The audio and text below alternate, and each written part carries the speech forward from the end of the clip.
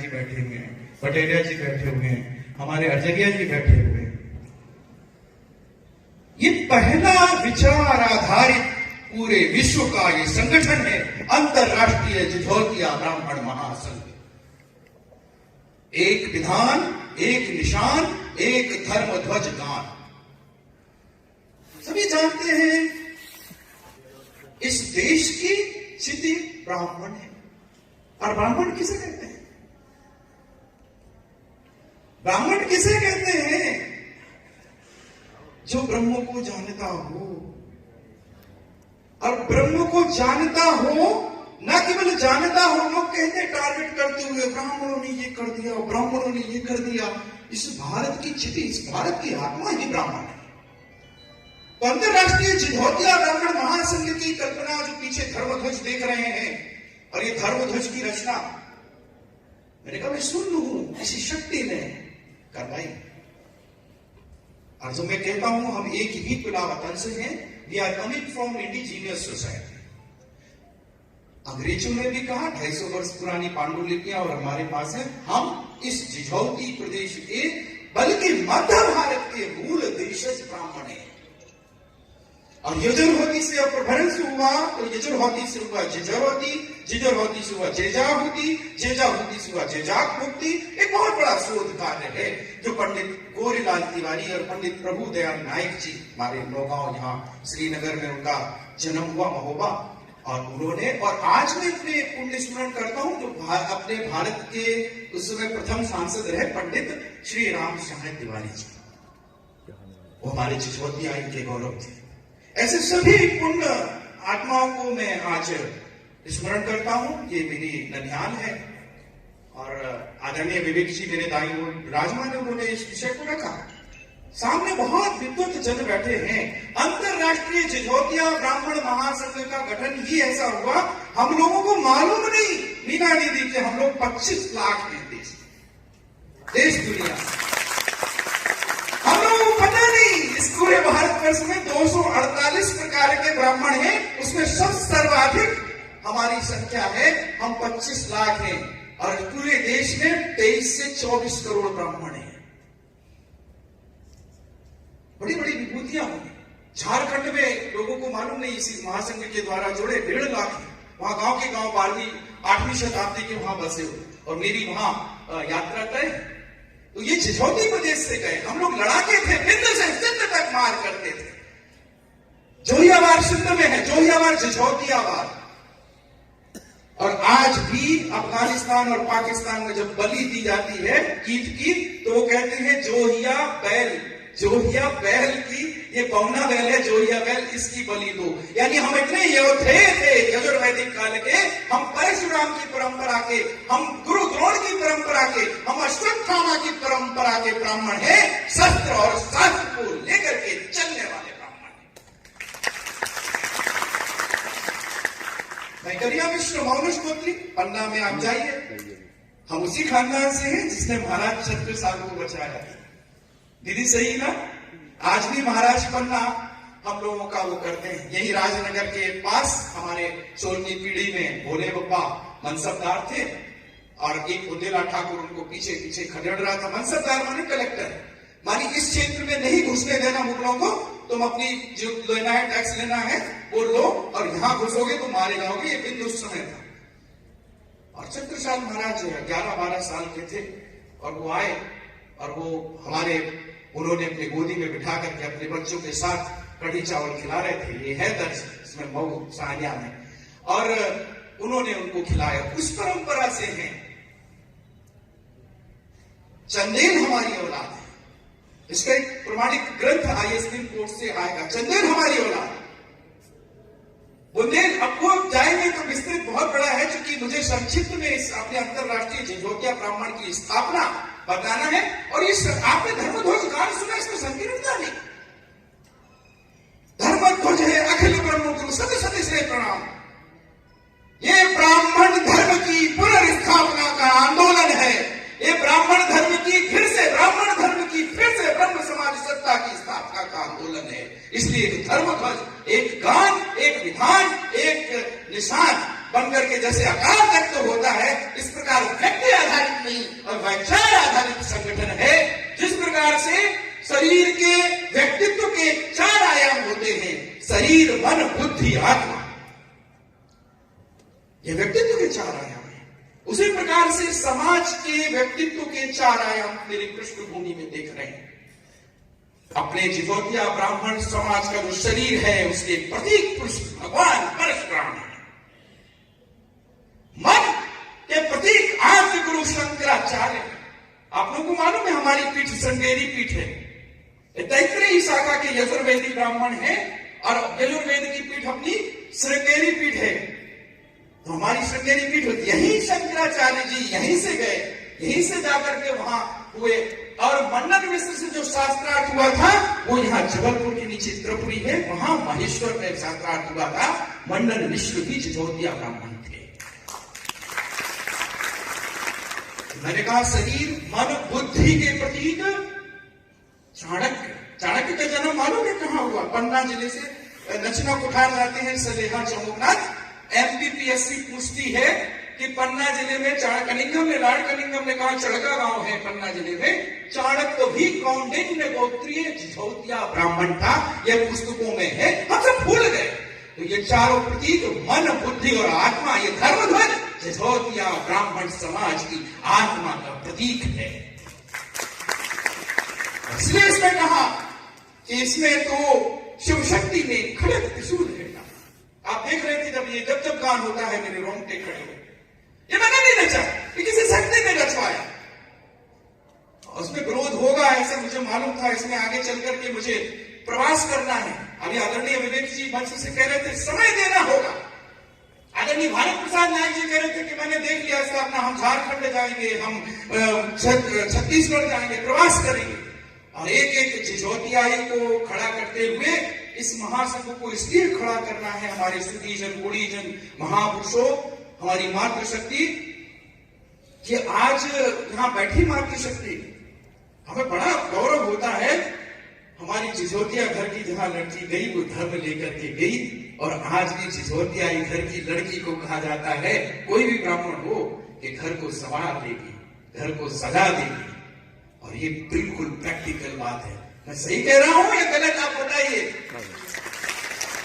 हमारे संस्कार सुरक्षित हैं, हम सहिष्णु हैं, हम उतने सौम्य हैं, और जब अपनी पर आ जाते हैं तो उतनी दृढ़ निश्चय वाले जुझारू योद्धे हैं, लड़ करके जूझ करके स्थापना को खड़ा कर देते हैं। और हमने अभी कहा इंडिजीनियस सोसाइटी, बहुत यहाँ बुजुर्ग लोग हैं, जैसे मैं काली विश्व मोनस गोत्री हूँ, यहाँ चतुर्वेदी जी हमारे मोसी जी के बेटे हैं बड़े, तो सभी जानते हैं। दीदी हमारे यहाँ तो अभी तक जिजोतिया परिवारों में लड़कियां दी गई है, वो लड़की एक ही परिवार अभी बचा है। ऐसे बहुत से परिवार होंगे यहाँ पे। तो अपनी जिजोतियाई अभी भी 80 से 85% सर्वप्रथम जिजोतिया परिवार में ही लड़की देती थी और लड़की लेते थे। तो सवाल ही नहीं उठता है कि हम बड़े कि तुम छोटे, हम अपने घर में से जब हम लोग देते ही नहीं है तो दूसरे ब्राह्मण कैसे कह सकते हैं कि हम तृतीय श्रेणी के हैं, चतुर्थ श्रेणी के हैं? ये तो फैक्ट है, तथ्य है। और 641 ईस्वी में जब हुआन सांग आया यहाँ पर, और कलिंगम ने वहां आर्काइव में लिखा है, आदरणीय कर्मयोगी जी, वहां आर्काइव में लिखा है जब वो यहाँ आया 641 ईस्वी में, देखना भागमान, तो खजरी में 1 महीने रहा, फिर वहां से जाकर के ये कर्णावती नदी अपनी खेल को पार करते पद्मपुरी गया, हमारे पन्ना गया, पन्ना से कालिंजर गया, ये मार्ग लेते हुए 641 ईस्वी में आया, वो कजरी में रुका, और वो लिख रहा है कि बहुत बड़ी बड़ी अट्टालिकाएं थी नागर शैली की। सुनिए फिर से, 641 में वैसा यात्रा वृतांत, बहुत बहुत बड़ी अट्टालिकाएं थी, बहुत अच्छे नागर शैली के सुसभ्य सुसंस्कृत, और जिजोतिया ब्राह्मण राज्य कर रहा था। और इस मध्य भारत के इस प्रांत का नाम था जयजाहूती। क्या नाम था? ये चुंती बोलता है उसमें वो बोलते जयजाहूती। और यहाँ शुद्ध निरामिष माने शुद्ध सात्विक श्वेत वस्त्र धारण करने वाले ब्राह्मणों का राज्य है। बहुत अच्छी सबसे संसार की सबसे समृद्धशाली व्यवस्था है। जब 641 में वो अट्टालिकाएं थी, मंदिर थे, कनिंदम टाट 4वीं सदी में रहता है। जब तोरमान हुण आया तो हम जिझोतिया ब्राह्मणों ने विष्णुवर्धन इंद्रवर्मन के साथ काली सिंध दतिया के पास वो मचाई खंगारों के साथ। खंगार माने खंगधारों के साथ तलवार, और ये तलवारों के साथ ऐसी युद्ध मचाई तो कांप गया तोरमान हुण। 4वीं सदी में भी यह मंदिर थे, मगर भारत के तथाकथित लोगों ने 700 वर्ष खिसका करके उसको चंदेल काल का कह दिया। मित्रों, सामान्य बुद्धि आप समझिए। वैसे ही जैसे वायसराय हाउस है दिल्ली का, वायसराय हाउस है ना, उसको राष्ट्रपति भवन बना दिया। आजादी के बाद भारत के राष्ट्रपति रह रहे हैं। इसी प्रकार से रहते हुए जब अपनी सत्ता परिवर्तन हुआ, वहां रहने लगे, उनके नाम चढ़ा दिया। क्यों? क्योंकि इसको काम घटा के दिखाना था, जिजोतियों का इतिहास दिखाना था। जोशुआ प्रोजेक्ट, जिसको मैंने कहा जोशुआ प्रोजेक्ट दुनिया भर में क्रिश्चियनिटी में परिवर्तित करता है। दीदी सर ला रही है अपने पन्ना में, गोड़ों आदिवासियों को कर रहे हैं, मिशनरीज है छतरपुर में, इसीलिए आया है। लालच दो। अगर उन्होंने लिखा 10/40 विंडो, उन्होंने लिखा कि भारत में सनातन धर्म को खत्म करना है, तो इन जिझोतिया ब्राह्मणों को मिटा दो।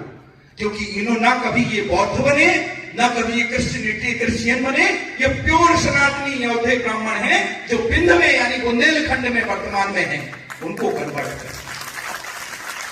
तो आप लोग पहचानो हुए हमारी, हम कौन है। और मैं इसलिए मैंने जब बात की, मेरी सिराओं में धराओं में, जैसे मुझे 16 पीढ़ियों के पुरखों का याद है कि कपिल से अथर्व से लेकर के वो जब लड़ा के, तो हमने बहुओं का तो रिकॉर्ड नहीं, बुंदेलखंड में बहुओं का तो नहीं रहता ना, मगर मुझे 6 पीढ़ी की बहुओं का मालूम है। बहु माने कि हमारी दादी थी वो गौतमी, मेरी अम्मा जो मेरी मम्मी है वो यही की कश्यप गोत्री मिश्र परिवार की, मेरी दादी। अब कश्यप गोत्री कहां थी, ये तो बेटी बैठे, तो कश्यप गोत्री हुए। तो देखिए, एक वेद का वेदी, 2 वेद का द्विवेदी, 3 वेद का त्रिवेदी। जब आश्रम संस्कृति हुई, स्वस्ति न इंद्रो वृद्धश्रवाहा स्वस्ति न पूका, और विशिष्टा नीचे जो बैठ करके यजन हवन करते रहे, वो उपाध्याय कहलाए। एक वेद का यजन करता हवन करता वेदी कहलाए। अपन लोग बुंदेली में क्या कहने लगे? बुंदेली नहीं है, बुंदेली भी 5 प्रकार की होती है दीदी, झूठी, बनाभरी, लोधंती, कछवाई। तो हम उसका भेद बता सकते हैं। झूठी भी होती है बोली। तो अपन जो ये बोलते ना, जो अपन लोग हरे बांस मंडप छाए, सिया झुका ब्याहन रामाए, हम राम कृष्ण शिव को भजने वाले लोग हैं। जब हमारा जन्म होता है तो हमारी दादी बुआ सभी लोग क्या गाती हैं? अवध में जन्मी राम सलोना, राजा दशरथ के पुत्र भय हैं कौशल्या के चरण। जब पढ़ लिख करके पट्टा हो जाते हैं, खाने कमाने के लिए होते हैं और घोड़ा चढ़ करके जाते हैं शादी के लिए, तो अपनी जिझोतिया पे घोड़ा पे टीका होता है, तलवार के साथ टीका होता है।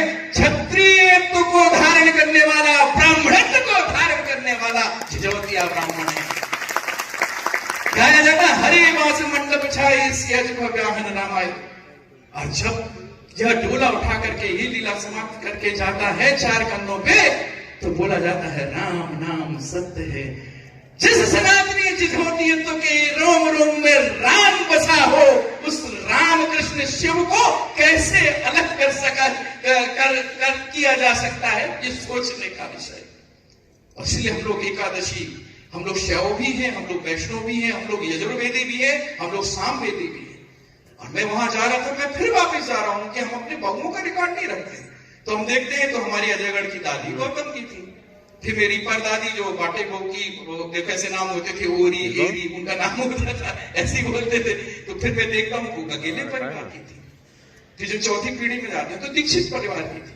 तो ऐसी 6-7 पीढ़ियों को देखता हूँ तो मैं तो कहता हूँ यार, मेरे डीएनए में रिचारियों का, पटेरियों का, गंगेलों का, मिश्रों का, दुबे का, दिवे का, चतुर्वेदी का, सारों का रक्त बह रहा है। और जिझोतिया इंडिजीनियस सोसाइटी है, इसलिए हम लोगों की शिराओं में, धराओं में एक ही डीएनए है। हम योद्धे हैं, लड़ाके हैं। इसलिए पहचानिए हुए हमारी, हम कौन है। इसलिए हमें धर्म की स्थापना करना है और भविष्य की पीढ़ी को भी हमें जागृत करना है। और जिझोतिया में शादी हो जाती थी, यहाँ छतरपुर में देखा, यहाँ आदरणीय विवेक जी हैं। विवेक जी हमारे मामा के लड़के की साली के साले का निमंत्रण आता था 90 के दशक के पहले, तो हम लोग सब लोग जाते थे। क्यों जाया करते थे? ताकि शादी आपस में हो। ताकि लड़के लड़कियों की शादी सही समय में हो।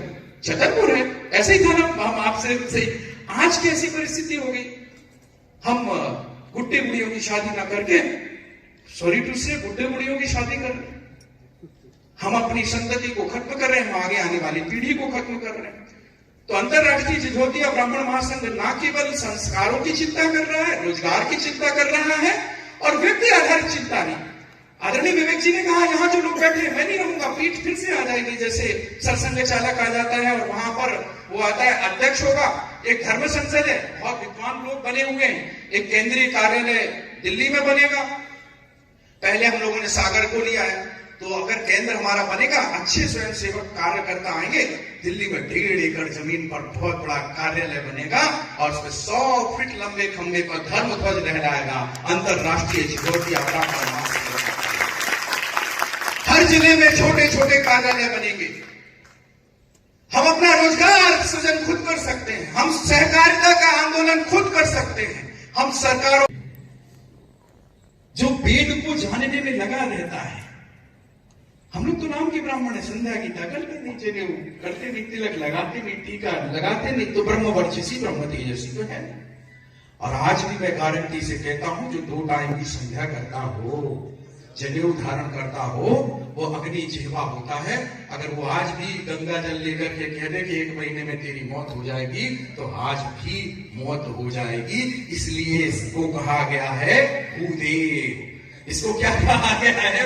ब्राह्मण को। तो ब्राह्मण के डीएनए में जो सुप्त शक्ति है, ब्रह्म वर्चसी है, ब्रह्म तेजस्वी है, उसको हमें जागृत करना है, उसको पुनर्स्थापित करना है, भविष्य की पीढ़ी को संस्कार देना है।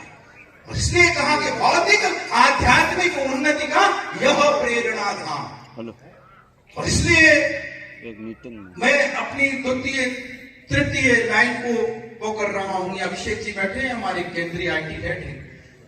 दुनिया में सबसे बड़ा ट्रांसपेरेंट एक ऐसा संगठन, समाज से समाज को, समाज के लिए, तो उसकी सुरक्षा भी करनी पड़ेगी। श्रद्धेय प्रभु दयाल नायक जी ने यहां लोगों में अपनी संपत्ति समाज को दान कर दी।